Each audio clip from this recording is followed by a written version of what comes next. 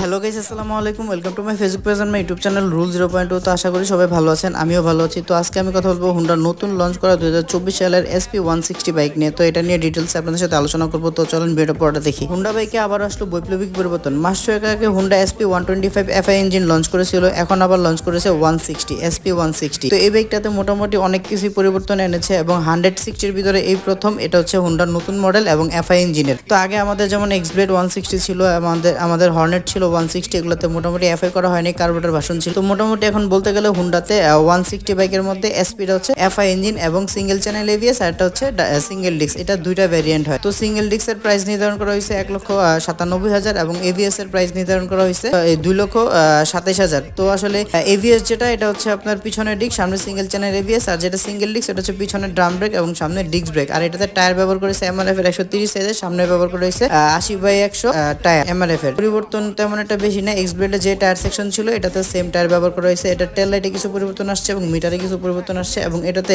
অন্যরকম পরিবর্তন বলতে যেটা ব্যবহার করা হয়েছে ইঞ্জিন কিল সুইচ। হুন্ডার মোটামুটি ম্যাক্সিমাম বাইকে আমাদের ইঞ্জিন কিল সুইচ নাই, বাট এই বাইকটাতে ইঞ্জিন কিল সুইচ ব্যবহার করা হয়েছে এবং স্মার্ট একটা লুকস আনা হয়েছে এই বাইকের ভিতরে। এবং যে কটা কালার আসছে কালারগুলো খুবই সুন্দর, রেড, ব্ল্যাক, ব্লু এবং আরো কয়েকটা কালার আছে যেগুলো আপনাদের দেখলে পছন্দ হবে। তো এর মাঝখানে এটা যে মিটারটাতে আধুনিক যে ফিচারটা দেওয়া হয়েছে, এটা হচ্ছে মিটারের মধ্যে আপনি ব্যাটারি বোল্ট কতটুকু আছে এটা দেখতে পারবেন, এবং গাড়ি স্টার্ট দেওয়ার পরে আপনার ব্যাটারি বোল্ট আপ ডাউন হচ্ছে, বাড়তেছে এটা দেখতে পারবেন। এভারেজ কিলোমিটার আপনি কত পাচ্ছেন এটা দেখতে পারবেন, এবং টাঙ্কিতে যে পরিমাণ তেল আছে ওই পরিমাণ তেল দিয়ে আপনি এখন কত কিলোমিটার রান করতে পারবেন এগুলোও দেখতে পারবেন।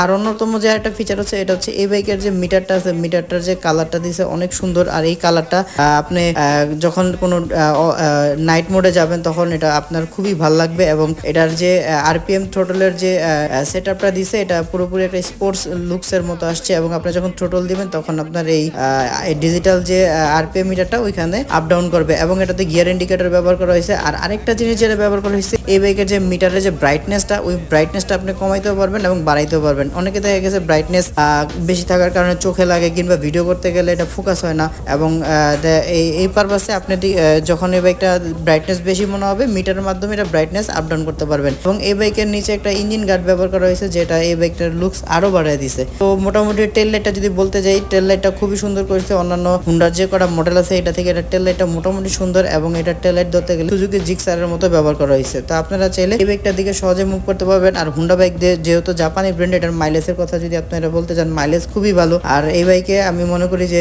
ঢাকা সিটির ভিতরে যদি আপনি মাইলেজ চিন্তা করেন, তাহলে অলমোস্ট 50+ মাইলেজ পেয়ে যাবেন এই বাইকটার ভিতরে। যারা আসলে মাইলেজের জন্য বাইক কিনতে চান, তাদের জন্য আমি মনে করি হুন্ডা কোম্পানির বাইকে মুভ করা ভালো। 160 এর ভিতরে এত ভালো মাইলেজ আপনি অন্যান্য কোনো বাইকেই পাবেন না।